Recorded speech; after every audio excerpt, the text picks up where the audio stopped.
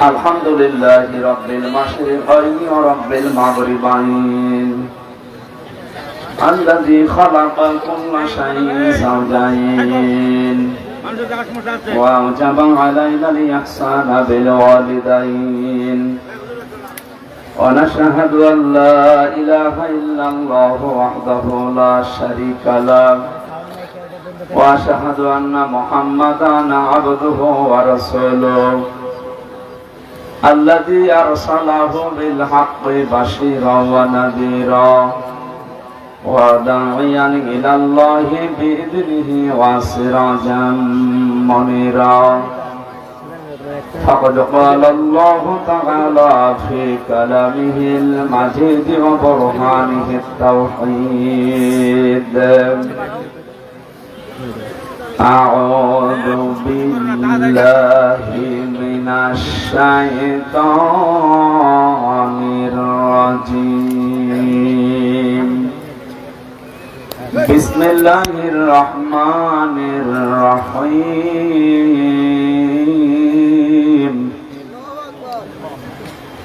إن الإنسان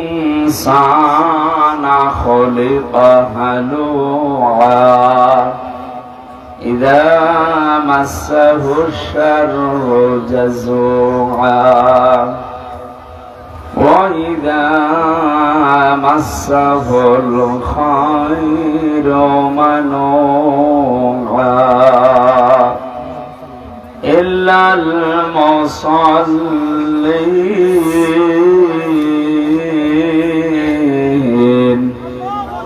الذين هم على صلاتهم دائمون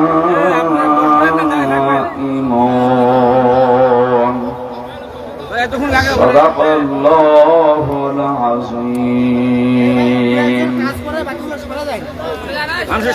عن أبي هريرة رضي الله تعالى عنه قال قال النبي صلى الله عليه وسلم من ترك صلاة متعمدا فقد كفر إلى آخر الحديث رواه ابن ماجه وما زادهم إلا إيمانا وتسليما اللهم صل على محمد وعليه وصحبه وبارك وسلم বাংলাদেশের এই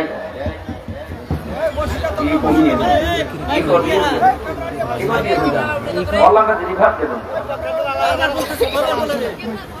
মাইক চালাতে পারেন না মাইক দিয়েছেন মানে ঠাকুরগাঁও জেলা এটা পীরগঞ্জ থানা নাকি বরচনা মিফতাহুল উলুম কওমি মাদ্রাসার উদ্যোগে মহাবিশ্বের মহাবিশ্বয় আমাদের মালিক আমাদের মনিব মহান রব্বুল ইজ্জাত ওয়াল জালালের মুখের পবিত্র বাণী কোরআনে কারীম পবিত্র অনুষ্ঠানের সম্মানিত সভাপতি জনাব আলতাফ হোসেন চৌধুরী প্রধান অতিথি জনাব জাহিদুর রহমান জাহিদ সাবেক জাতীয় সংসদ সদস্য ঠাকুরগাঁও ৩ বিশেষ অতিথি হিসেবে উপস্থিত আছেন বাংলাদেশ জামাত ইসলামী ঠাকুরগাঁও জেলা শাখার সম্মানিত জেলা আমির ইসলামিক চিন্তাবিদ শিক্ষাবিদ অধ্যাপক বেলাল উদ্দিন প্রধান দামাত বারকাতুহুমুল আলিয়া ওখানে বসে পড়েন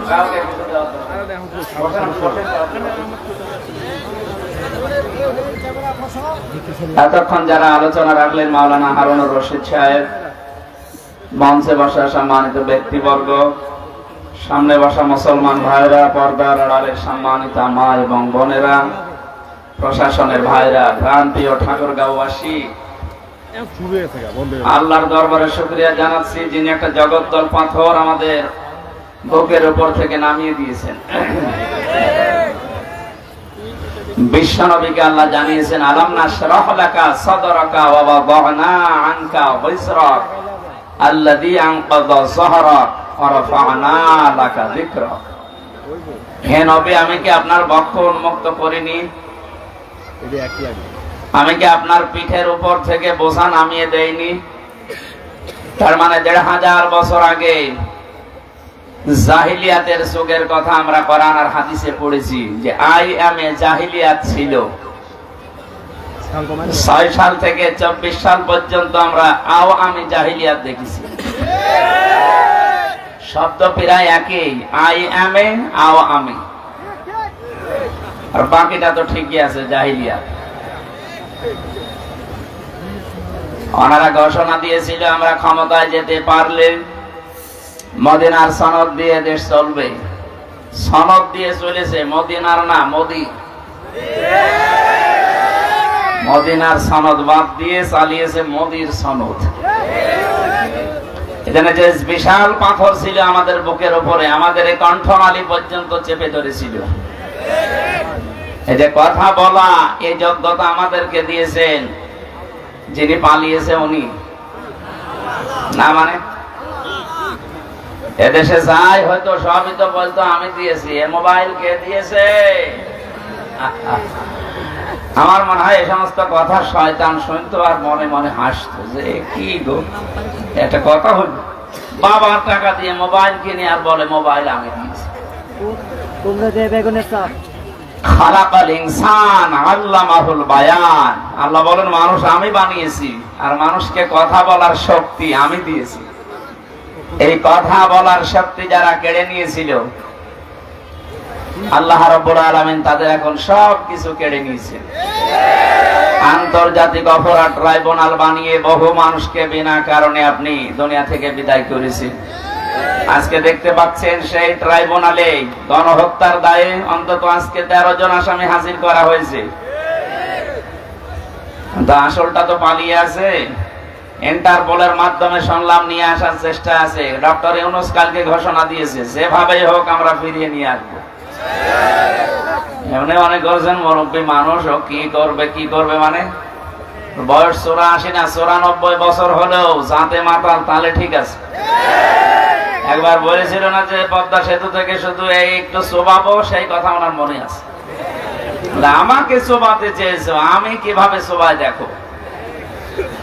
ডোনাল্ড ট্রাম্প আসার কারণে অনেক মানুষ একটু গর্ত থেকে মুখ বের করেছিল, যা চলে এসেছি মানে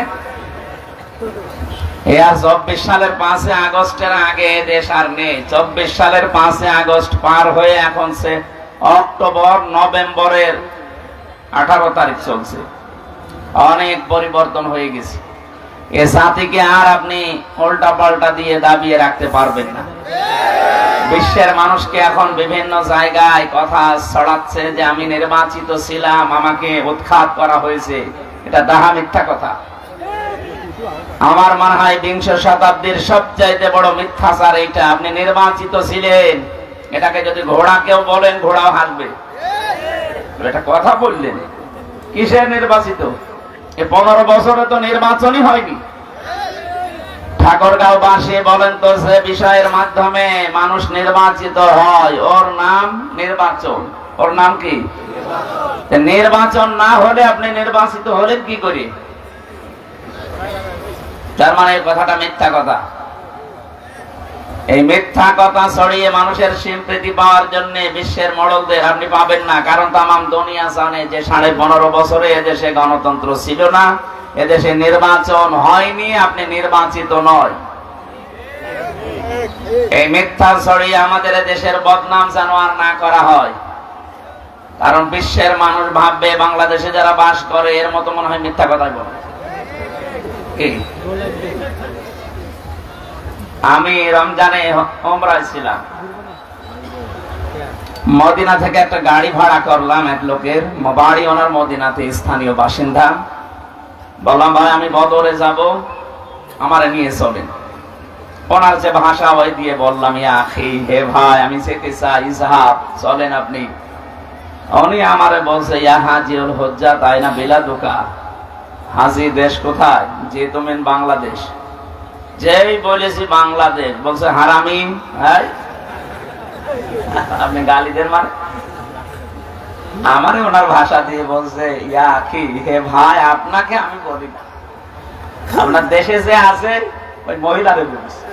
বলেন, আপনি বলেন, আমি আরো 2 লাইন বেশি করে বলছি। ঘৃণিত বানিয়ে দিয়েছে, কারণ জালেম যারা তাদের প্রতি সৃষ্টি জগতের একটা আলাদা ঘৃণা তৈরি করে। কে? বলেন বলেন। এর বিপরীত যেটা আছে মাজলুম, মাজলুমদের প্রতি আল্লাহ নিজে একটা মহব্বত তৈরি করে দেয় সৃষ্টি জগতের ভেতরে। এই জন্য আমি 3 বছর জেলে থাকাকালীন যতবার কোর্টে হাজিরা দিতে এসেছি, মাথায় আমার দড়ি বাঁধা ছিল। এই যে পুলিশ, এনারাই আমারে নিয়ে যেত না, উনি নাই, ওই রকমই যাবে। কিন্তু মানুষজন যখন দেখতাম কান্নাকাটি করতো আদালত চত্বরে, অনেক মহিলা 1-1.5 কিলোমিটার শুধু দৌড়িয়েছে প্রিজন ভ্যানের পেছনে, বলছো হুজুর কোনো চিন্তা করবেন না, আমরা বিশ্বাস করি আপনি এই দোষ করেননি। তারা কান্নাকাটি করতো, সিম্পিতি দেখাতো, এটা তৈরি করে দিয়েছে কে? আর এখন ওনারা কোর্টে উঠতেছে। আজকে পলক সাহেবকে দেখলাম বছর দোয়া করেন। কিসের দোয়া? আপনি দোয়া মানেন? হ্যাঁ, আপনি দোয়া করতে বলেন মানে কিসের দোয়া করবেন আপনার জন্য? আপনি দোয়ায় বিশ্বাস করেন না। যারা আজ উঠতেছে আপনি তাদের দিকে তাকান, কি নজরে তাকাচ্ছে মানুষ তাদের দিকে, কত টিটকারি মস্কারা, এবং কেউ কেউ পচা ডিম মারতেছে। এমনকি আমার কুষ্টিয়ার একজন ইনু, ওই মানুষকে আমার মনে হয় এলাকায় ওরা নুনু বলে ডাকে। হাসানুল হক ইনু বলে না, বলে হাসানুল হক নুনু। ওই হর্ষায় বাদ দিয়ে দন্তন্নয় ঢুকিয়ে দিয়েছে। ওনারে একজন দেখলাম একটা লাথি দিয়েছে। সম্মানিত ভাইরা, আমি যেটা বোঝাতে চাচ্ছি, এই মিথ্যা কথা ছড়িয়ে এই দেশকে বিশ্বের সামনে আর মিথ্যাবাদী প্রমাণ করবেন না। আপনার উপরে আমাদের এই দাবিটা আছে। কোন কথাই তো শোনেননি 15.5 বছরে, এইটা অন্তত রাখে। কারণ আপনি একটা হাসি মানুষ, মিথ্যা কথা বললে কেমন হয় না? আল্লাহ বলেন আমি নির্বাচিত করেছি তোমাদেরকে। নির্বাচিত করেন কে?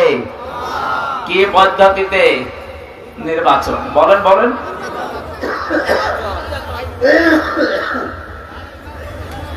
নির্বাচিত করা হয় মানুষদেরকে যেই পদ্ধতিতে, তার নাম নির্বাচন। সেই সিস্টেমটা যেহেতু আপনি বন্ধ করে দিয়েছিলেন, আমরা আবার ওই সিস্টেমে দেশে নিয়ে আসতে চাই। আগামীতে যারা আসবে তারা যেন নির্বাচনের মাধ্যমে নির্বাচিত হয়ে আসে, নাকি দিনের ভোট রাতে করে আসবে। এই জন্য তো উপদেষ্টাদেরকে আমরা সম্মানজনক সময় দিতে চাচ্ছি, যে আপনি সংস্কার করেন, খুব তাড়াতাড়ি এই জঞ্জালগুলো মুক্ত করে জায়গাগুলো পরিষ্কার করে নির্বাচনের মাধ্যমে নির্বাচিত একটা জনপ্রতিনিধির হাতে দেশটা তুলে দিন।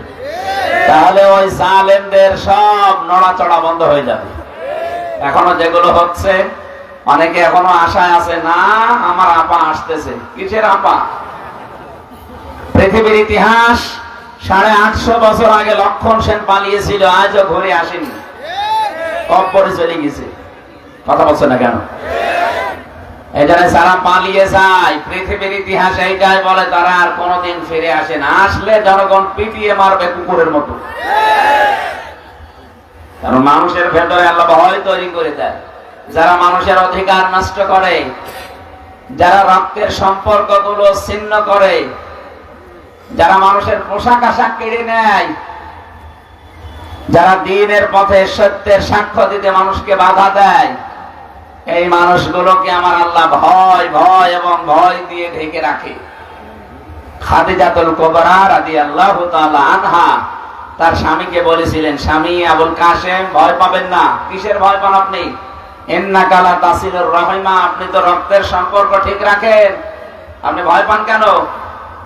অথচ বাস্তবে আমরা কি দেখেছি, এদেশে আমরা কেউ তাকে ভাবি বলতাম, কেউ আপা বলতাম, কেউ মা বলে ডাকতাম, একটা সম্পর্ক ছিল। অথচ তিনি পালিয়ে চলে গেলেন ভয়ে, আমাদের সব সম্পর্ক মাঠে মারা গেল। আপনি কথা বোঝে? অন্তত আমার বাড়ি খুলনা বিভাগে আমরা ভাবি বলে ডাকলেও রংপুর বিভাগের মানুষ তো অন্তত আমরা আপা বলতাম। আপনারা ভাবি বলতেন না? আপনাদের ভাবি না? পুত্রবধূ ভাবি, এই তো কোথায় গেল সে সম্পর্ক? যাওয়ার আগে বলেও গেল না। এই সমস্ত দেবর, এই যে দেবর বসে আছে, সব দেবর এখন এতিম। ভাবের সাথে মানুষ একটু টানকি মারে, সেটাও করতে পারলেন না। এই যে রক্তের সম্পর্ক সব নষ্ট করলেন। যারা মানুষের রক্তের সম্পর্ক ঠিক রাখে না, নষ্ট করে দেয় আত্মীয়তার সম্পর্ক, তাদের অন্তরে ভয় লাগিয়ে দেয় কে? এই কারণে তো পালিয়েছে। এত ভয় কিসের আপনার? 15.5 বছরে যাদের উপর অত্যাচার করেছিলেন, একটা লোক তো ভয় পালিয়ে যায়নি। আপনার কিছু হয়নি, কেবল শুরু, আর আপনি ভয় পালিয়ে গেলেন। মানে তার মানে বোঝা যাচ্ছে এই হাদিস অনুযায়ী আপনি আত্মীয়তার সম্পর্ক ঠিক রাখেননি, সব নষ্ট করে ফেলেছেন। সবচাইতে বড় বিষয়, বাংলাদেশ থেকে বাইরে যারা যায় তারা রেমিটেন্স যোদ্ধা হিসাবে মাসে মাসে তারা এই দেশে টাকা পাঠায়। আপনি 3 মাস চলে গেছেন, একটা টাকাও আমরা পাইনি। কি করছেন আমরা জানি না, যাই করেন আমাদের টাকা লাগবে। বড় লোক জামাই পেয়েছে, অন্তত জামাইয়ের কাছ থেকে যেভাবেই হোক পকেট মেরে হলেও টাকা পাঠান। আমরা ঋণী হয়ে গেছি।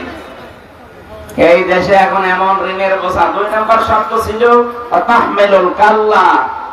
হে নবী, আপনি তো ঋণের বোঝা বহন করেন, মানুষে কষ্টের বোঝা বহন করেন, দুঃখের বোঝা বহন করেন, আপনি ভয় পান কেন? পৃথিবীতে যারা মানুষের বোঝা বহন করে দেয়, সে কষ্টের হোক, ঋণের হোক, দুঃখের হোক, তাদের ভেতর থেকে আল্লাহ ভয় দূর করে দেয়। আর এমন ঋণ দিয়ে গেল, এমন কষ্টের বোঝা দেশের মানুষকে দিয়ে গেছে। 3732 জন মানুষ মারা গেছে, 2780 জন মানুষ হাসপাতালে কাটাচ্ছে, 20,000-এর উপরে বিভিন্ন রকমের অঙ্গহানি হয়েছে। বলেন, এই যে মানুষগুলো যারা পড়ে আছে হাসপাতালের বেডে, এরা তার পরিবারের কাছে, তার মা বাবার কাছে, ভাই বোনের কাছে, সমাজের কাছে, দেশের জন্য এখন বোঝা না? এখন বুঝতেছেন? এই যে বিশাল বোঝা আপনি দিয়ে গেলেন, মানুষের কাপড় চোপড়, এমনকি পোশাক আশাক পর্যন্ত খুলে ফেলেছেন আপনি। সম্মানের পোশাক পরা ছিল কত মানুষের, সে পোশাক পর্যন্ত খুলে তাকে ন্যাংটা করে দিয়েছে। জাতির সামনে সংসদে দাঁড়িয়ে বলেছে মাওলানা মামুনুল হক ধর্ষণকারী। জোরে বলেন নাউজুবিল্লাহ। আপনার চাইতে তার ভেতরে আল্লাহর ভয় কম নেই।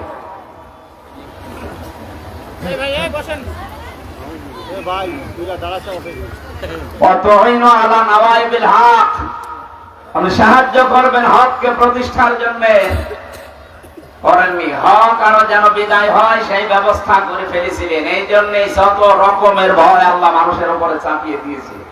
তাহলে হাদিস থেকে আমরা বুঝলাম, যারা মানুষের আত্মীয়তার সম্পর্ক ঠিক রাখে না, রক্তের সম্পর্ক যারা ঠিক রাখে না, এ বাংলাদেশে এরকম মানুষ নেই? বলেন বলেন। এখানেও কত মানুষ বসে আছে যারা নামাজ পড়ে 5 ওয়াক্তের জায়গায় 6 ওয়াক্ত তাহাজ্জুদ মিলে, রোজা রাখে, হজ করে এসেছে, দান সাদকাও করে, কিন্তু আপন ভাইয়ের সাথে কথা বলে না। এরকম মানুষ যদি থাকেন হাত তোলেন তো। এই এলাকা তো সব ভালো মানুষ বাস করে, আমি জানতাম না। ঠিক আছে ভাই, আমার ভুল হয়ে গেছে, আমি সরি।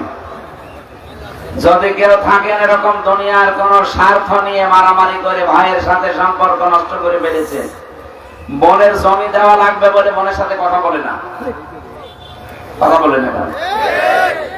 আপনি নামাজ পড়েন, রোজা রাখেন, যাই করেন, হজ করে আসেন, আপনার হজ বাংলাদেশে আসেনি, জেদ্দার বিমানবন্দরে পড়ে আছে। সুতরাং এগুলো যারা করছেন এক্ষুনি জীবনকে পাল্টাবেন, নয়তো যত রকমের ভয় কিন্তু আল্লাহ আপনার ভেতরে দিয়ে দেবে। রাতের বেলা টয়লেটে যাবেন, তাও ভয়ে যেতে পারবেন না। আমি একবার নাটোর থেকে বাড়ি যাচ্ছিলাম, নাটোর পুলিশ গাড়ি থামিয়ে বলছে, হুজুর গাড়ির সামনে মুফতি আমির হামজা লেখা আছে, এই জন্য গাড়ি থামালাম। কেন? ফু দিয়ে দে। কিসের ফু?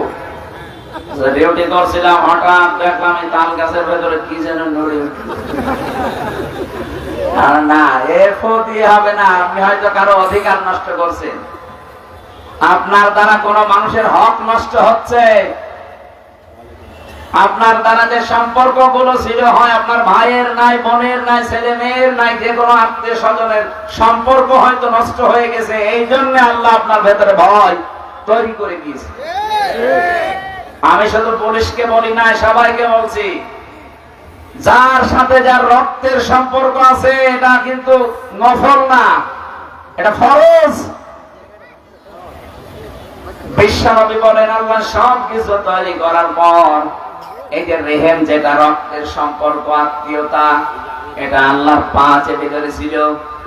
ডাক দিয়ে বলে মাবুদ, তুমি আমার সম্পর্কে তো কিছু বললে না, সবার সম্পর্কে কম বেশি তুমি কিছু বললে, যে আমি কি আমার সম্পর্কে কিছু বলবা না? আল্লাহ পাক বলেন শোনো, তোমার সাথে সম্পর্ক যারা ঠিক রাখবে আমি আল্লাহ তাদের সাথে সম্পর্ক ঠিক রাখবো। তোমার সাথে যারা সম্পর্ক ঠিক রাখবে না, যারা তোমার সাথে সম্পর্ক কাট করে দেবে, আমি আল্লাহ তাদের সাথে সম্পর্ক নষ্ট করে ফেলবো। বলেন নাউজুবিল্লাহ। কত বড় বিষয় দেখেছেন? অথচ দেখতে মনে হয় আকাশ থেকে কেবল জিবরাইলের ভাই পালিয়ে এসেছে, অথচ নিজের আপন বোনের বাড়ি যায় না। এক কথা বলছে না? আরে সম্পর্কগুলো নষ্ট করার পেছনে ভূমিকা পালন করে ওর বউ। কি বলেন? ওর বউকে পানি পোড়া খাওয়ায় ওর বউর মা আর ওর বড় বোন। ওখান থেকে শুধু ঔষধ দেয়। আর কতদিন একা একা থাকবে এইভাবে? আলাদা হয়ে যা। তোর ননদ দেবরে সব শেষ করে ফেললো, আলাদা হয়ে যা, আরামে খেতে পারবি। এরকম ক্রমন্তনা দেওয়ার মতো মানুষ দেশে নেই। হাজারো বউ এই মন ছোট হওয়ার কারণে আজ হাজারো পুরুষ মানুষ মা বাবাকে আলাদা করে দিচ্ছে, অথবা শেষ পর্যন্ত বৃদ্ধাশ্রমে রেখে আসছে। এই যে পাশের জেলা নীলফামারী, এখানে কিশোরগঞ্জে সেদিন গিয়েছিলাম বৃদ্ধাশ্রম দেখার জন্য। দেখি এই পাশে 20 জন, এই পাশে 20 জন নারী আর পুরুষ, মা আর বাবা বসে আছে। ওদের চোখের দিকে তাকালেই মনে হচ্ছে ওরা সন্তানের জন্য বদদোয়া করছে, অথচ ওদেরও আমার মতো ছেলে মেয়ে আছে। না, ঠিক করছেন না আপনি। সম্মানিত মা বোন যারা এসেছেন পুত্রবধূ হয়ে, আজ যা করছেন 20 বছর পরে ওইটাই আপনাকে ফেরত দেওয়া হবে। বলেন, আপনি নিজের মা বাবা, আত্মীয় স্বজন, চাচা খালু মামা আসলে তো পাগল হয়ে যান, আর শ্বশুরের কুলের কেউ আসলে, স্বামীর ভাই স্বামীর বোন কেউ আত্মীয় স্বজন আসলে আপনার মন পাওয়া যায় না। মুখ মনে হয় পেঁচান। এরকম ছোট মনের বউ দেশে নেই? কার কার বউর এরকম মন ছোট? হাত তোলেন তো। আরে ভাই, ক্যামেরা আমার দিকে, হাত তোলেন, অসুবিধা নেই। তোলেন। হ্যাঁ, তুমি হাত তুলিস। না, আমি হাসির খোরাকি দেই। ওই যে মহিলারা বসে আছে। সম্মানিত মা বোনেরা, শুধু নামাজ পড়ে রোজা রেখে কালো বোরকা পরে আপনি জীবনেও জান্নাত যেতে পারবেন না। নেককার হওয়ার জন্য 4টা কথা আপনাকে মাস্ট বি মানায় লাগবে। কয়টা? আরো জোরে। 1 নম্বরে, ইদা নাযারা ইলাইহা সাররাতুহু। তিরমিজি শরীফের হাদিস। নবীজি বলেন, যখন তোমার স্বামী তোমার দিকে তাকাবে বাইরে থেকে এসে, যে কোনো ভাবে স্বামীকে আনন্দ দেবে, এইরকম মহিলা আজ দেশে নেই। এই জন্য অধিকাংশ স্বামী আমরা এখন পরকীয়া প্রেম করি।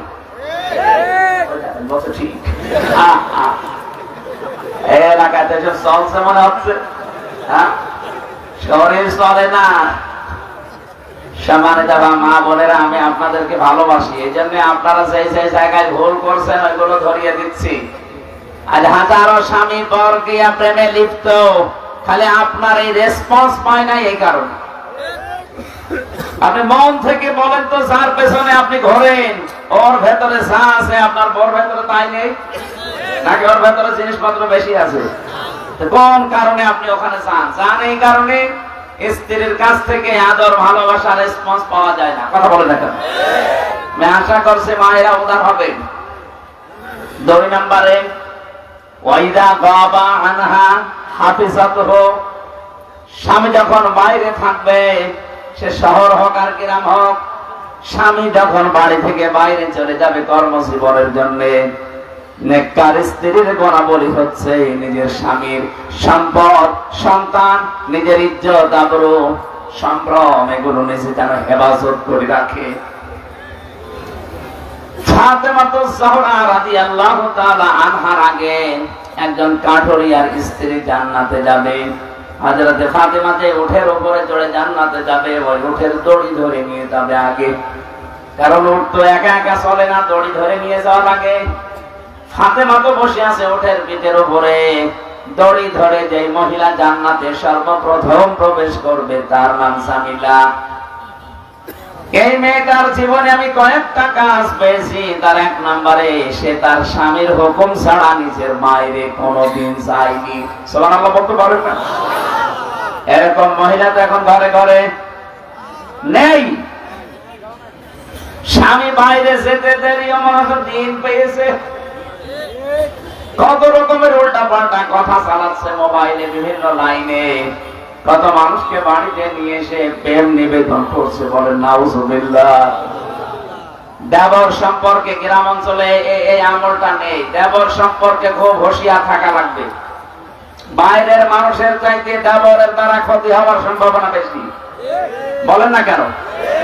সাহাবী প্রশ্ন করলেন, হে নবী, দেবর আর দোলা ভাই এই দুইটা সম্পর্কে আপনি কি বলেন?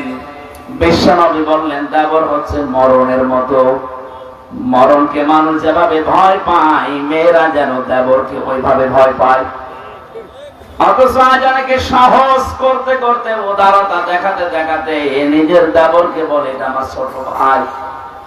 এমন ভাবে চলতেছে। আরে ভাই, আপনার ছোট আপন ভাই, জীবনে আপনি আপন ভাইয়ের সাথে বিয়ে করতে পারবেন? কথা বলেন। দেবরের সাথে কি করে ছোট ভাই হলো? ইয়ার কি মারা জায়গা পান না ইসলামের নিয়ম নিয়ে? এটা আল্লাহর বিধান। দেবর যদি ছোট ভাই হবে, নিজের আপন ছোট ভাইয়ের সাথে যেমন বিয়ে করা কখনো সম্ভব না, অথচ দেবরের সাথে আমরা দেখি 2 সন্তানের মা পালিয়ে গেছে। তার মানে এটা শয়তানি। আশা করছি এই বিষয়টা খুব সেনসিটিভ। তখন কোন অঘটন দুর্ঘটনা ঘটে যায়, শেষে আর কিন্তু উঠে আসবে না। দেবর সম্পর্কে সবচেয়ে বেশি সচেতন থাকা লাগবে। 3 নাম্বারটায় বলার জন্য আমি হাদিসটা পড়েছি। বিশ্বনবী বলেন, ওয়া তুইনু আলা দীনি যাওজাতিহা, তোমার স্বামীকে দ্বীনের পথে চলার জন্য উদ্বুদ্ধ করবা, সাহায্য করবা, পেছন দরজা দিয়ে তাকে ঠেলা দিবা। তোমার স্বামী যদি মানবতার পক্ষে কাজ করে, দিন প্রচারে, দিন প্রসারে, দিন কায়েমের জন্য যদি বাইরে থাকে, তাকে সময় দেওয়ার জন্য উদ্বুদ্ধ করবা, তাকে সময় দেওয়ার জন্য সাহায্য করবা। বারবার বাধা দিয়ে তার কাজের গতি মন্থর করে দিবা না। অথচ হাজারো স্ত্রীর কারণে স্বামী মানবতার জন্য, ইসলামের জন্য কাজ ঠিক মতো করতে পারে না। কথা বলে না কেন? 4 নাম্বারটা বড় কঠিন বিষয়। আল্লাহর নবী জানিয়েছেন, এই পৃথিবীতে স্বামী যেটা পছন্দ করে ওটা যদি জায়েজ হয়, নেককার স্ত্রী হলে মাস্ট বি, জীবন চলে গেলে ওটা পছন্দ করা লাগবে।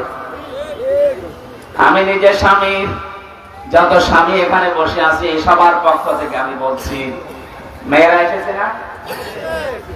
সম্মানিত মা বোনেরা, আপনাদেরকে বলছি, আমি নিজে স্বামী হিসাবে সব স্বামীর পক্ষ থেকে, আমি নিজে সহ যত স্বামী আমরা এখানে বসে আছি, প্রতিটি স্বামী মন থেকে চাই বিয়ের পরে যেন আমার মা বাবা আমার সাথে থাকে।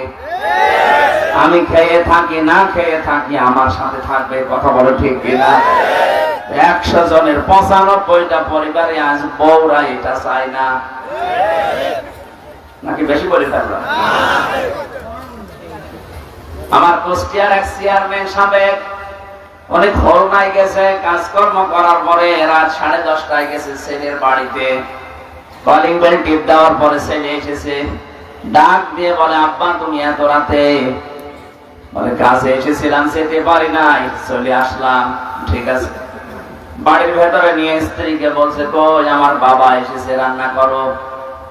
স্ত্রী বলছে, না, আমি সেই সন্ধ্যা থেকে পর্যন্ত সিরিয়াল দেখলাম, আমি ক্লান্ত, তোমার বাবা তুমি রান্না করে খাওয়াও। মুখে মুখে 2-1 কথায় তর্কাতর্কি যেই করেছে, বাবা কিন্তু সব শুনে ফেলেছে। বাবা ওপার থেকে ডাক দিয়ে বলছে, আব্দুল্লাহ আমার খাওয়া লাগবে না, তোরা ঘুমিয়ে পড়, আমি খেয়ে এসেছি। ছেলের বাড়ি থেকে খেয়ে যায়, ওই অবস্থায় শুয়ে আছে, পেটে ক্ষুধা, ঘুম আসতেছে না। চিন্তা করছে হোটেল থেকে খাবার নিয়ে এসে খাবার দিয়ে খেতে দেবো কিনা। কিন্তু এখন যদি নিয়ে আসে তাহলে খারাপ ধারণা করবে। কিছুক্ষণ পরে রাত 11টা, 11:30 বাজে, কে যেন কলিং বেল টেপ দিয়েছে বাইরে, যে তাকে ও শালা ছোটটা ডাক দিয়ে বলছে, দোলা ভাই আজকে আর বাড়ি যেতে পারিনি, চলে আসলাম, আসো তোমার দিয়ে খেলা শুরু হবে।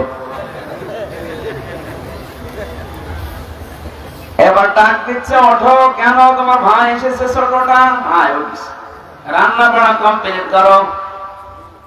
স্বামী চিন্তা করছে আমার বাবাও তো না খেয়ে আছে, একটু ডাক দে। যে বলছে, আব্বা তোমার বৌমা রান্না করেছে তোমার জন্য, তুমি খাবা না? বাবা টের পাচ্ছে না। ওখান থেকে সব আবার শুনেছে, বলছে বাবা আমার খাওয়া লাগবে না, আমার পেট ভরায় আছে, তোরা খেয়ে ঘুমিয়ে পড়। সকালবেলা বাবা কিচ্ছু না বলে ব্যাগটা নিয়ে চলে যাচ্ছে। ছেলেটার সামনে গিয়ে দাঁড়িয়ে বলছে, আব্বা তোমার বৌমা রান্না করছে নাস্তা, তুমি খেয়ে যাবা না? বাবা চোখে পানি ফেলে দিয়ে বলে, সন্তান আমি যেদিন তোর ছোট শালা হব ওই দিন খেয়ে যাব। না না, আমি হাসির জন্য বলি না।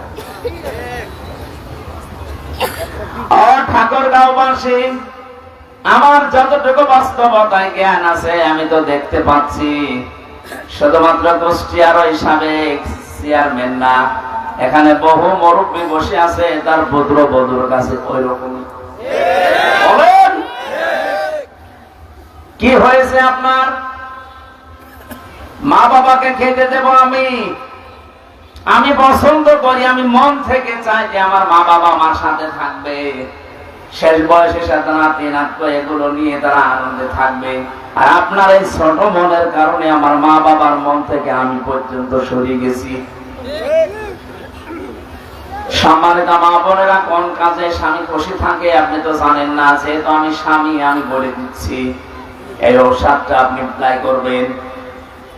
যদি সত্যি স্বামীর মন পেতে চান, নিজের মা বাবাকে যেভাবে দেখেন স্বামীর মা বাবাকে ওইভাবে দেখবেন, তার চাইতে বেশি সেবা যত্ন, বেশি কথা শুনবেন, তার সাথে ব্যবহার আচার ভালো করবেন, কসম আল্লাহ, আর মন থেকে স্বামীর ভালোবাসা আপনিও পাবেন। আর যদি এইটা না করেন, হ্যাঁ আপনার সাথে উপরে উপরে হয়তো ভালোবাসা দেখাবে, শুধু সংসার করার জন্য 24 ঘন্টা লোকটা শেষ পর্যন্ত মানসিক রোগী হয়ে যাবে। আর এইটা আমার এই দেশে 100টার প্রায় 95টা পরিবারে, কথা বলেন ঠিক কিনা? আশা করছি এই ইঙ্গিত দেওয়ার কারণে মা বোনেরা একটু মেনে চলবেন, আমাদের পরিবারটা মিনি জান্নাত হয়ে যাবে ইনশাআল্লাহ। দল মত জাতি বর্ণ ধর্ম নির্বিশেষে কোরআনের এই অনুষ্ঠানে যারা আজকে এই দিনের বেলায় হাজারো কাজ ছিল, কত গুরুত্বপূর্ণ মানুষ বসে আছে, এদের সব কাজ বাদ দিয়ে কোরআন থেকে কথা শোনার জন্য যারা এসেছেন, এটা ইবাদত চলছে। কি চলছে বলেন তো? বলেন আলহামদুলিল্লাহ। দরুদ আর সালাম পাঠের মাধ্যমে আজকের তেলাওয়াতকৃত আয়াত থেকে মানবীয় কিছু দর্শনীয় গুণ আছে, মানুষের ভেতরে কিছু দর্শনীয় গুণ আছে, এই গুণগুলো যেন আমাদের ভেতরে না থাকে, এই কথাগুলো আল্লাহ কোরআনে জানিয়েছেন। আমরা এখন অ্যাডভার্টাইজ করব তাফসীর আকারে ইনশাআল্লাহ।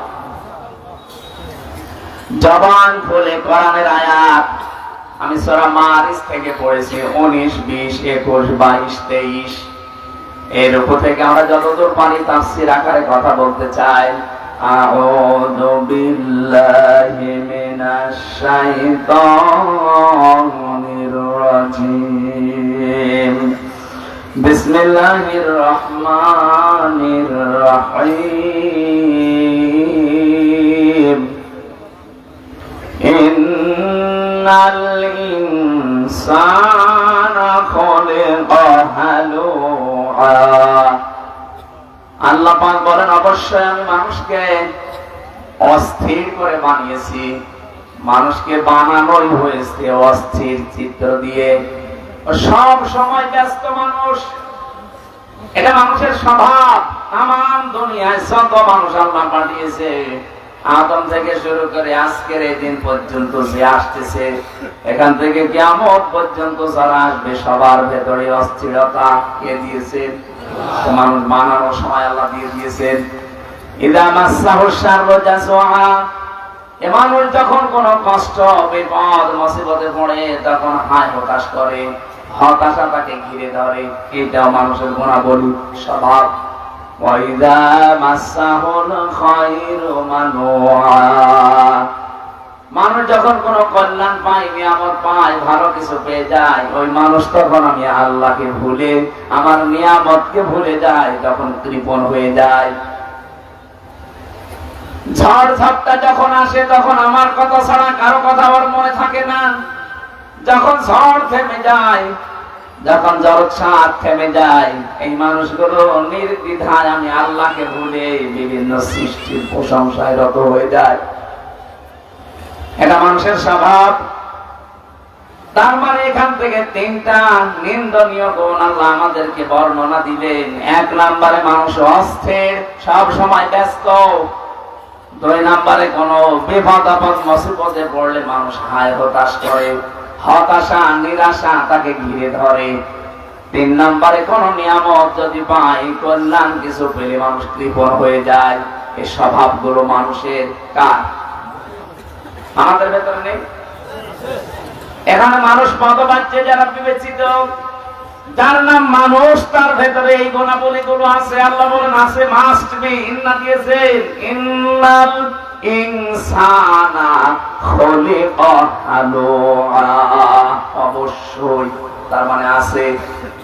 আমরা এগুলো বলতে বলতে এবার হঠাৎ করে আলোচনার ধরন পাল্টিয়ে ফেলেছেন। আল্লাহ পাক এবার ডাক দিয়েছেন, ইল্লাল মুসাল্লিন।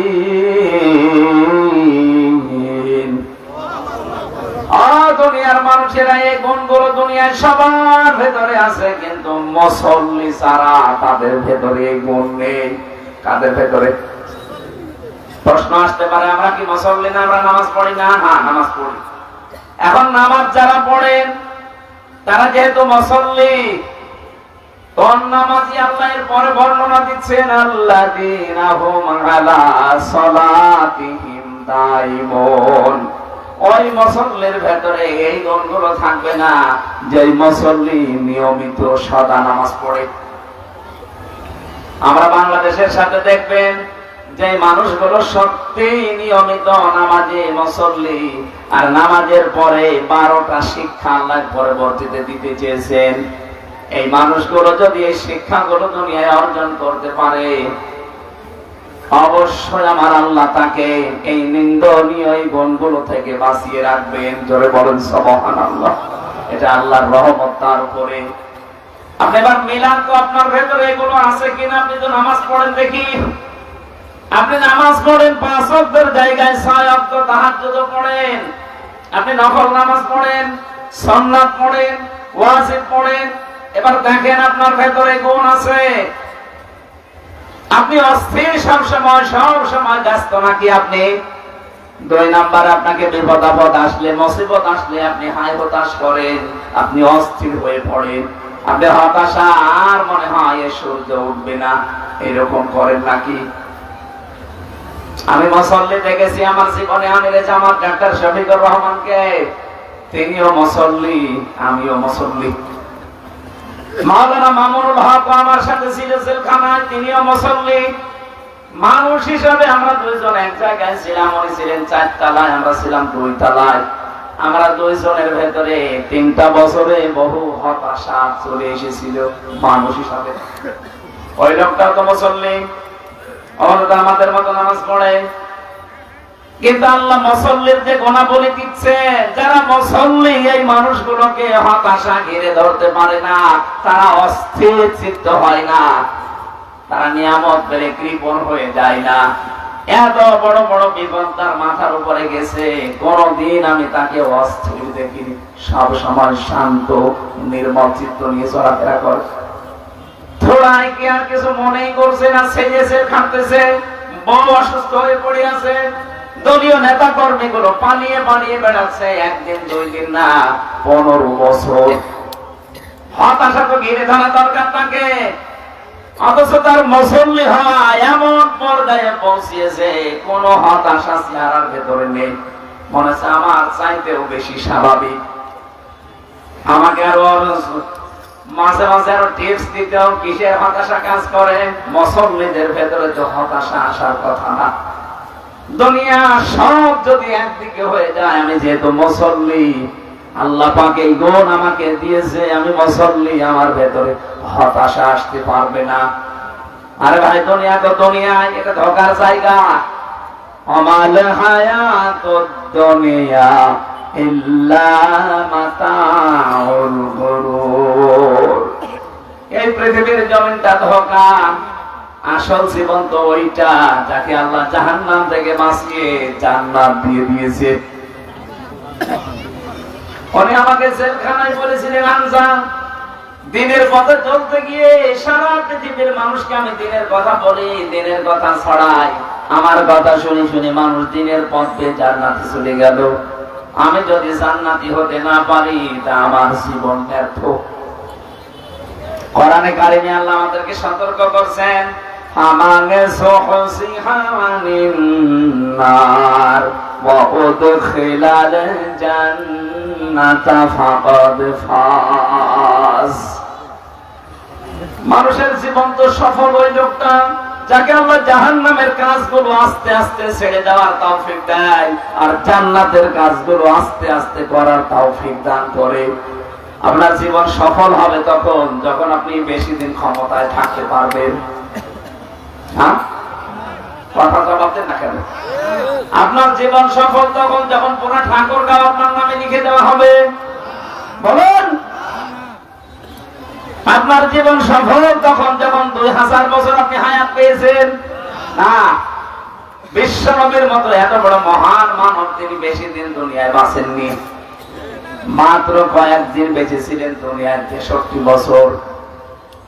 অথচ 63 বছরের ভেতরে তিনি এমন এমন কাজে আঞ্জাম দিয়েছে, শুধু 63 বছর না, কিয়ামত পর্যন্ত তার জীবন আলোচনা চলবে, ফুল কিনারা শেষ হবে না।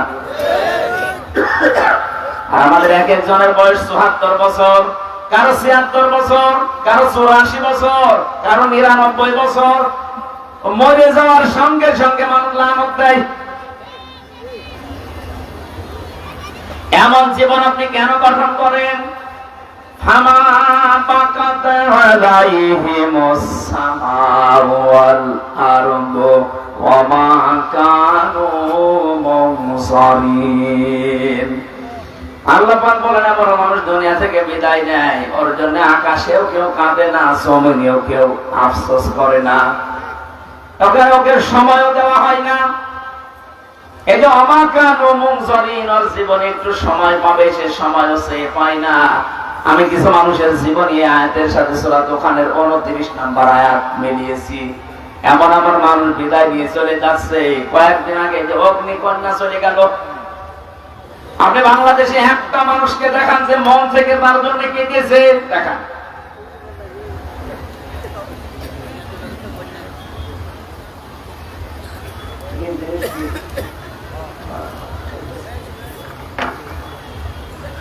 আমাদের উচিত হচ্ছে এমন জীবন তৈরি করা যে জীবনে আসার সময় আমাকে দেখে মানুষ এসেছিল, কিন্তু যাওয়ার সময় আমাকে দেখলে মানুষ যেন কান্দে। মানুষের ভেতরে সমস্ত গুণাবলী গুলো আল্লাহ দিয়েছেন, কিন্তু মুসল্লিরা এই গুণ থেকে, নিন্দনীয় দর্শনীয় গুণ থেকে মুক্ত থাকবে। তার মানে আমরা এখনো মুক্ত হতে পারিনি, আমরা কাঙ্ক্ষিত মানের মুসল্লি না, আমরা আন্দাজে নামাজ পড়ছি। আজকে থেকে সিদ্ধান্ত নেন, আপনার নামাজ এমন কায়দা শুরু হবে। হ্যাঁ, কয়েকটা পদ্ধতি আছে, আপনি এখন থেকে মাঝে মাঝে একটু লম্বা সেজদা দেবেন। এই 1.5 মিনিট, 2 মিনিট, 5 মিনিট না, আধা ঘন্টা, 1 ঘন্টা যদি সময় পান, 1-1.5 ঘন্টা একটা সেজদায় কাটিয়ে দেন, দেখেন পৃথিবীর ভেতরে আপনার সম্মান আল্লাহ আস্তে আস্তে বাড়াতে থাকবে। কারণ সেজদায় মানুষ যখন চলে যায়, ওই মানুষটা একেবারে আল্লাহর কুদরতি পায়ের কাছে চলে যায়। বলেন সুবহানাল্লাহ। কোরআনে কারীম জানিয়েছে, মানুষকে আল্লাহর কাছে যেতে চায়, ওয়াসজুদ ওয়াকতারিব। মানুষ যদি সত্যি সেজদা দেয়, ওই সেজদার মাঝে মানুষ যেন আল্লাহর নিকটবর্তী হয়ে যায়। মানুষ এই যে ধনুক মারে, তীর ধনুক, ধনুক মারার সঙ্গে সঙ্গে দুইটা মাথা যেমন এক হয়ে যায়, মানুষ যখন সত্যিকারের সেজদায় যায়, ওই মানুষটা আল্লাহর একেবারে কাছে চলে যায়। আমাদের উচিত হচ্ছে সেজদার মাধ্যমে আল্লাহর কাছে যাওয়া। কোন মুসল্লিদের ভেতরে দোষণীয় নিন্দনীয় গুণ থাকবে না। আল্লাযীনা হুম আলা সালাতিহিম দায়িমুন। পৃথিবীর ময়দানে যারা নির্ধারিত সময়ে সদা নামাজের ভেতরে থাকে, তার মানে 5 ওয়াক্তের জায়গায় 2 ওয়াক্ত পড়ে, 3 ওয়াক্ত পড়ে না, এরকম না। আয়াতের তাফসীরে আমি আরেকটা কাহিনী পড়েছি। বিশ্বনবী জানিয়েছেন, কোন মানুষ যদি নিয়মিত কোন আমল করতে থাকে, আমলটা যত ছোট হোক, ওটা আল্লাহর কাছে সবচাইতে দামি।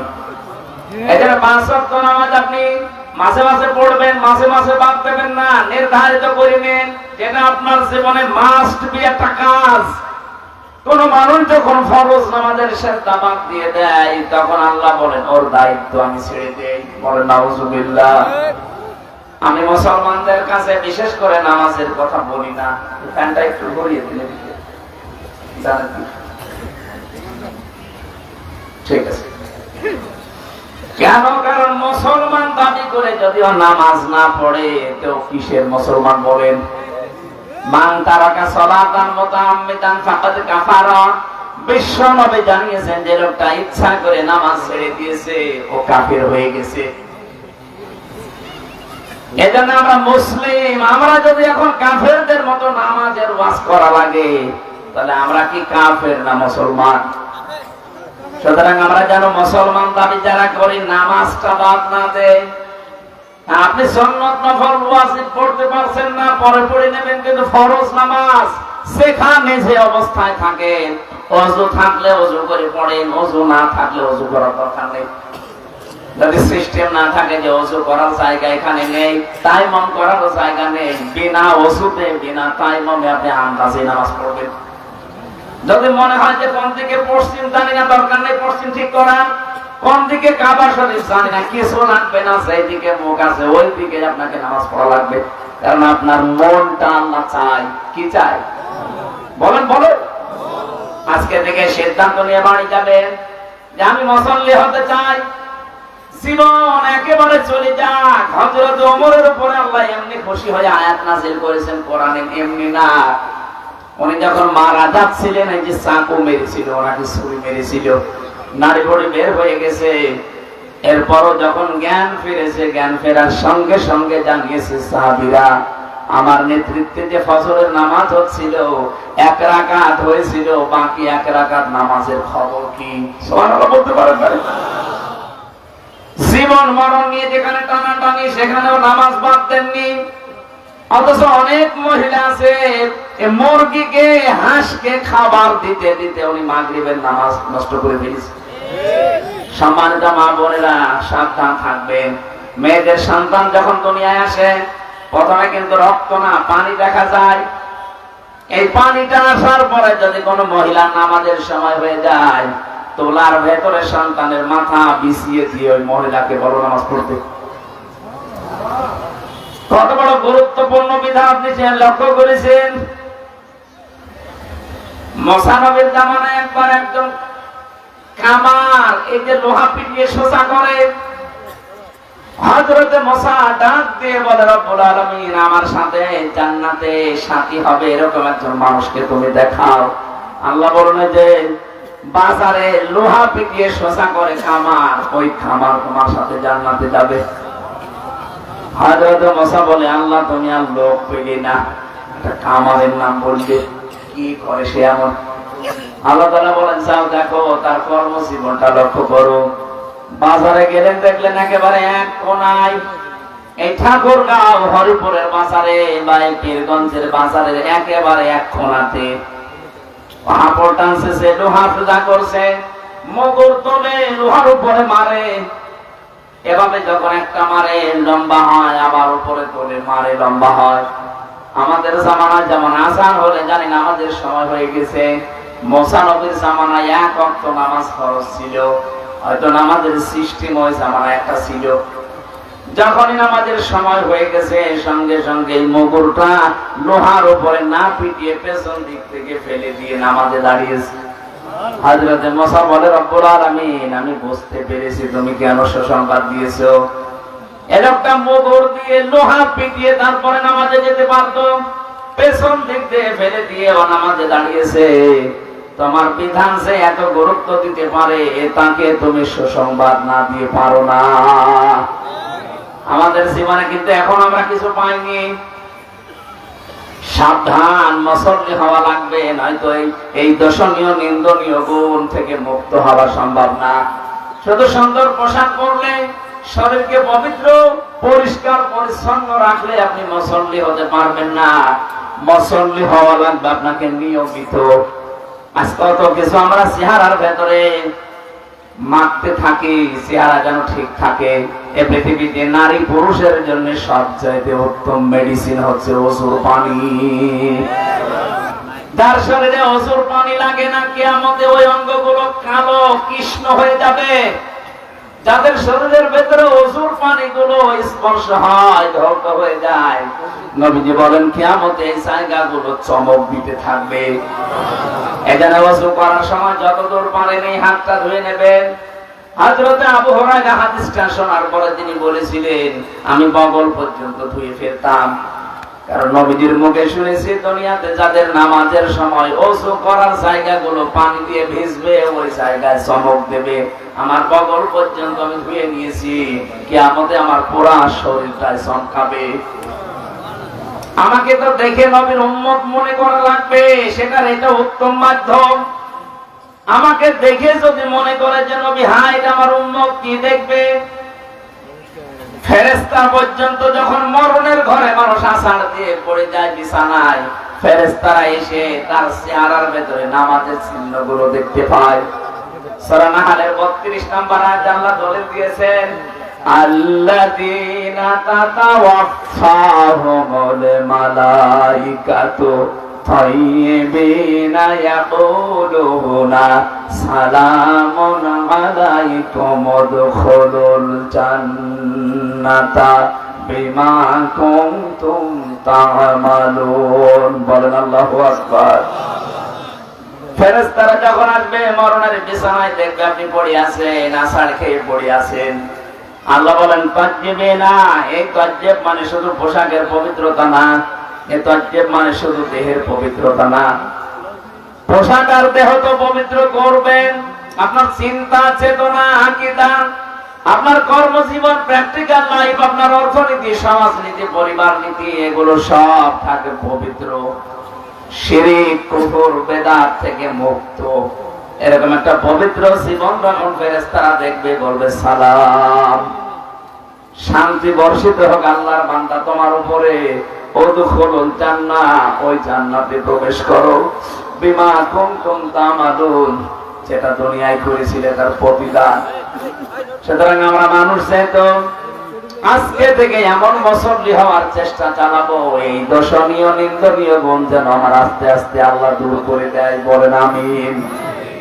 আল্লাহ এরপরে দিয়েছেন ওই মানুষগুলোর চরিত্র এমন হবে, আল্লাযীনা ফী আমওয়ালিহিম হাক্কুম মা'লুম লিস-সাইলি ওয়াল মাহরুম। ওদের সম্পদের ভেতরে গরিবদের হক থাকবে। এই যে দান, সাদকা, যাকাত, ফিতরা, এককালীন দানের মাধ্যমে আপনি যেগুলো দিতে থাকেন, এগুলো আপনি নামাজি, আল্লাহর পছন্দনীয় যে সমস্ত গুণগুলো আছে তার ভেতরে অন্যতম এটা। যদি করতে পারেন, মনে করবেন আমি আল্লাহর পছন্দের তালিকায় যাচ্ছি। আর যদি সম্পদের প্রতি মায়া মহব্বত বেশি হয়ে যায়, আপনি নামাজও পড়েন কিন্তু সম্পদের যে হক আদায় করেন না, আপনার সম্পদের দান নেই, সাদকা নেই, যাকাত নেই, এককালীন দান এগুলো নেই, বুঝবেন আপনি আল্লাহর নামাজ আদায় করলে, রোজা আদায় করলে কাঙ্ক্ষিত মানের মুমিন নামাজি হতে পারেননি। এরকম মানুষ দেশে নেই। ঠাকুরগাঁওবাসী বড় দরদ নিয়ে কথাগুলো বলছি। আমি নিজে মানতে চাই আগে এই কথাটা, আমি আল্লাহর কাছে পছন্দনীয় হতে চাই, আমি আল্লাহর কাছে পছন্দনীয় হতে চাই। তাহলে বুঝবেন আমার সম্পদের চাইতে আমার আল্লাহর বিধানের প্রতি গুরুত্ব আমার বাড়বে। আমার সম্পদ আজ কত মানুষের হক আছে, আমার গলার ভেতরে যে 5 মণ 10 মণ 20 মণ ধান আছে, ওই 20 মণ ধান শুধু আমার জন্য না, ওর ভেতরে অনেক পশু পাখির খাবার আছে, অনেক গরিবের খাবার আছে। আল্লাহ আমার আমানতে রেখেছে, এগুলো তাদেরকে বিলিয়ে দেওয়ার জন্য। কথা বুঝতেছে?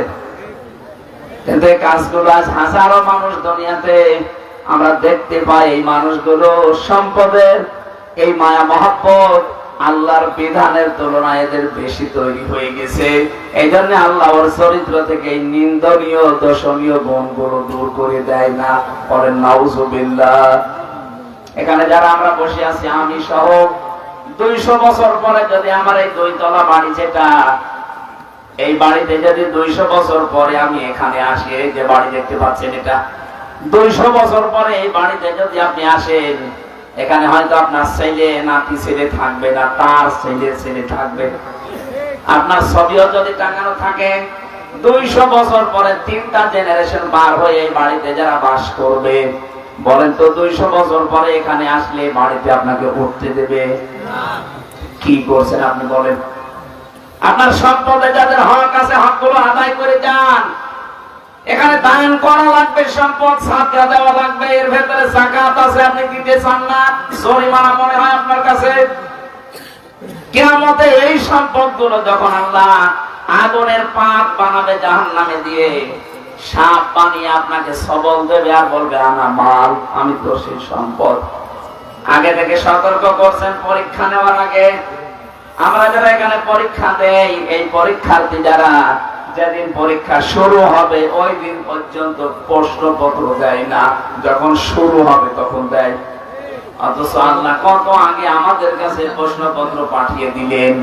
এরপরেও যদি কেউ ফেল করেন, কিয়ামতে এসে কপাল পোড়া। কথা বলেন না কেন? আল্লাহ আমাদের জীবন এরকম নষ্ট যেন না হয়ে যায়, বলেন আমিন। এই বেচারার ভেতরে কারা এরা? এটাকে মাদ্রাসার মাঠ না। সম্মানিত ভাইরা, আমি জানতাম না, তো মনেও নেই। এটা মাদ্রাসার অনুষ্ঠান, আর 4-5 দিন আগে এরা মনে এটা করেছে। 4-5 দিন ধরে এটা করছে মাত্র। এই অনুষ্ঠানটা যেখানে ছিল, কিছু কুচক্রী এবং কিছু নাদান অনুষ্ঠানটা বন্ধ করে দিয়েছে হরিপুর থানায়। এরা জাতীয়তাবাদী দলের নাম নিয়েছে। আমি ওই লোকটাকে উপরে পৌঁছিয়ে দিয়েছি। আপনি আমারে ঢুকতে দিলেন না, আমার সাথে বিয়াদবি করেননি, আপনি বিয়াদবি করেছেন কোরআনের সাথে। যাই হোক, আমি তারেক জিয়া সাহেবের পিএস এর সাথে আর তার বন্ধু গিয়াসার মামুনের সাথে 3 বছর এক জায়গায় ছিলাম। আমি ওই লোকটার নাম সহ উপরে পাঠিয়েছি, আপনার দল করা বের করে দেবে। অনেক কালকে হোয়াটসঅ্যাপে তারেক জিয়াকে জানাবে। ঠাকুরগাঁও জেলা সভাপতি বিএনপির কে আছে আমি জানি না। আমি বলেছি ভাই জেলা সভাপতিকে বলবেন, সে যেন এই ডক্টরে মাইনাস করে দেয়, এটা দলের জন্য ক্যান্সার। আমরা দল মত নির্বিশেষে বাংলাদেশে শুধু 14 দল বাদ দিয়ে সবাই আমরা মুসলিম। এই কথা বলেন না কেন? সেদিন যে ঘটনাটা হয়েছিল, ওটা শুধু ওনার দোষ না। উনি এর আগেও মাসখানেক আগে আমার মাহফিলে প্রধান অতিথি ছিল। কোরআনের আয়াত পড়তে গিয়ে অর্থ পাল্টিয়ে ফেলছে।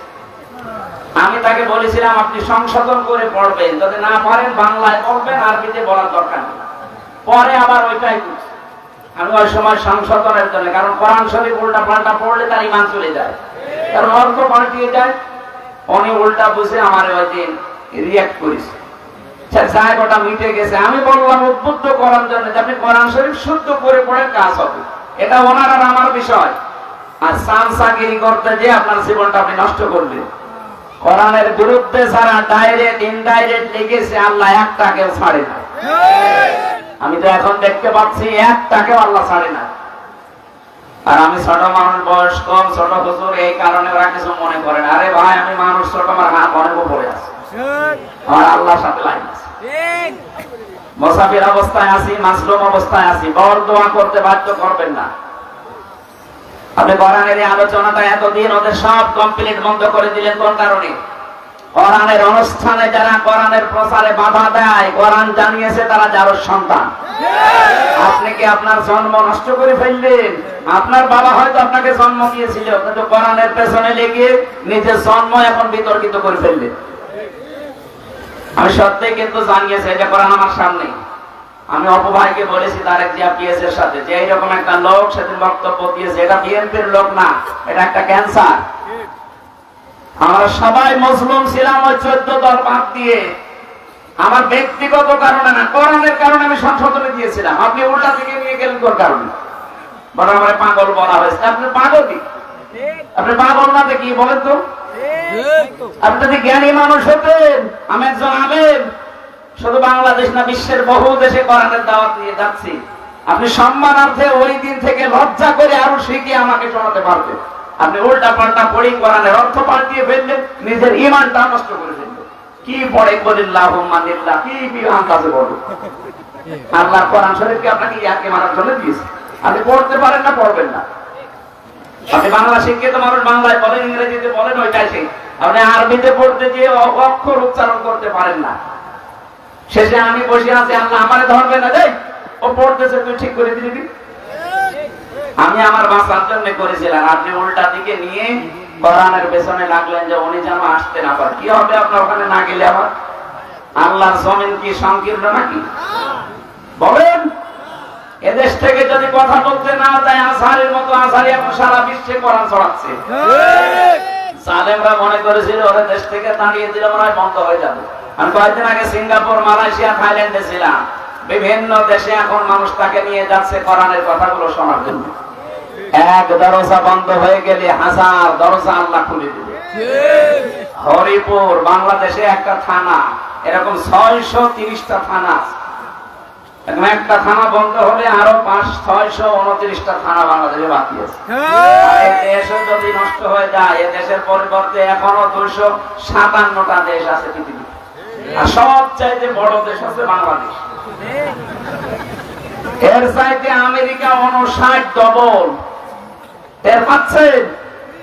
এরকম বাংলাদেশ 59টা চূড়া দিলে যত বড় হয়, এক আমেরিকা এখন এত বড়। ওই দেশে যদি আমি এই যে কয়েকদিন আগে ভিসা পেয়ে গেছি, প্রসেসিং চলছে, যদি চলে যায়, বলেন তো আমার যদি 100 বছর হায়াত থাকে, এই দেশের মতো 59টা দেশ সারা জীবন কোরআন প্রচার করলে শেষ করা যাবে? আপনি বাধা দিয়ে নিজের কপালে আগুন লাগালে। আমি আজ কয়েকদিন পরে দেখা হবে ঢাকাতে, যে আমি সব খুলে বলবো যে এই লোকটা একটা ক্যান্সার, একে যেন দলে রাখা না হয়। এ থাকলে বিএনপির আরো বদনাম হবে।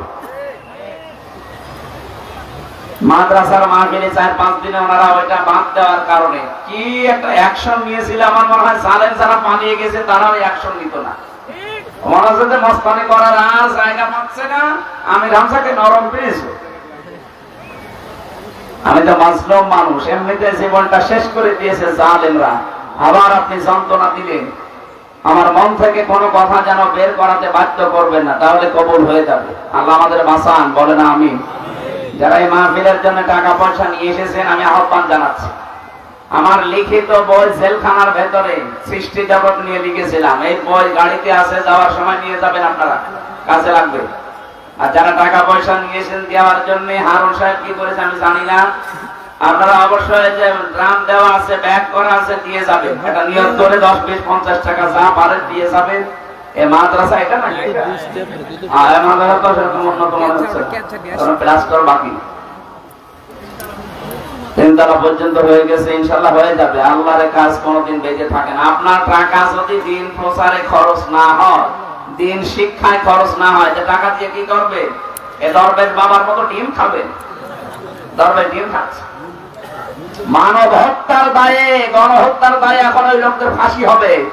বাংলাদেশের 1 নাম্বার ধনী ছিল, কি হলো? টাকা দিয়ে। এজন্য বেঁচে থাকতে টাকা খরচ করে যান। টাকাগুলো নয়তো আপনি চোখ বন্ধ হওয়ার পরে দেখবেন উল্টা পাল্টা কাজে আপনার ছেলে, আপনার মেয়ে, আপনার বউ ব্যয় করবে। তখন আরো ফিলাক্সি লোড হয়ে কবরে আপনার আযাব যাবে। আল্লাহ হেফাজত করুন, আল্লাহুম্মা আমিন। লা ইলাহা ইল্লা আনতা সুবহানাকা ইন্নী কুনতু মিনাজ জালিমিন। আল্লাহুম্মা গফিরলি ওয়ারহামনি ওয়াহদিনি ওয়াফিনি ওয়ারযুকনি ইয়া রাব্বাল আলামিন। আল্লাহ তাআলা ঠাকুরগাঁও জেলা, পীরগঞ্জ থানা, বই রচনা মিফতাহুল উলুম কওমি মাদ্রাসায় বসে কোরআনে কারীমের কথাগুলো বলছিলাম। মানুষের নিন্দনীয় দর্শনীয় গুণ থেকে মুক্ত হওয়ার জন্য নামাজি মানুষদের যে গুণাগুলো বললেন, গুণাবলী বলো তুমি বললে, এগুলো আমাদের জীবনে তুমি প্র্যাকটিক্যালি সেট করে দাও। তোমার যে যুবক বান্দা বান্দিগুলো এই 3-4 দিনের ব্যবধানে বিশাল আয়োজন করেছে, যার যার টাকা পয়সা অর্থ সম্পদ এখানে খরচ হয়েছে, আল্লাহ এদের অর্থগুলো কবুল করে নাও। রব্বুল আলামিন, কত মানুষ এখানে বসে আছে কোরআনের কথা শোনার জন্য, যে যেই নিয়তে বসে আছে মেহেরবানি করে আমাদের চাহিদা আশা পূর্ণ করে দাও। মাহফিলের সম্মানিত সভাপতি জনাব আলতাফ হোসেন চৌধুরী কবুল করো। সম্মানিত প্রধান অতিথি জাহিদুর রহমান জাহিদ ভাই, তাকে তুমি মঞ্জুর করো আল্লাহ। আল্লাহ তাআলা আমাদের মাথার মুকুট, আমাদের মাথার তাজ, আমাদের অভিভাবক, এ জেলার সম্মানিত জামাত ইসলামের আমির অধ্যাপক বেলাল উদ্দিন প্রধান, যে দায়িত্ব তার মাথার উপরে তুমি দিয়েছো, সততার সাথে পালন করার তৌফিক দাও। অন্যান্য যারাই আমরা এসেছি রাজনৈতিক বিভিন্ন দলের লোকজন, আল্লাহ তাআলা সঠিক কথাগুলো মেনে চলার সুযোগ দাও। মা বোনদেরকে তুমি আয়েশার মতো, ফাতিমার মতো বানিয়ে দাও। এ মাহফিল করার জন্য সত্যি যারা শ্রম দিল, কষ্ট দিল, অর্থ দিল, আল্লাহ একটাও তুমি ফেলে দিও না, কবুল করে নাও। প্রশাসনের যে ভাইগুলো এসেছে আল্লাহ, নিজেদের বাবা মা, আত্মীয় স্বজন, স্ত্রী পুত্র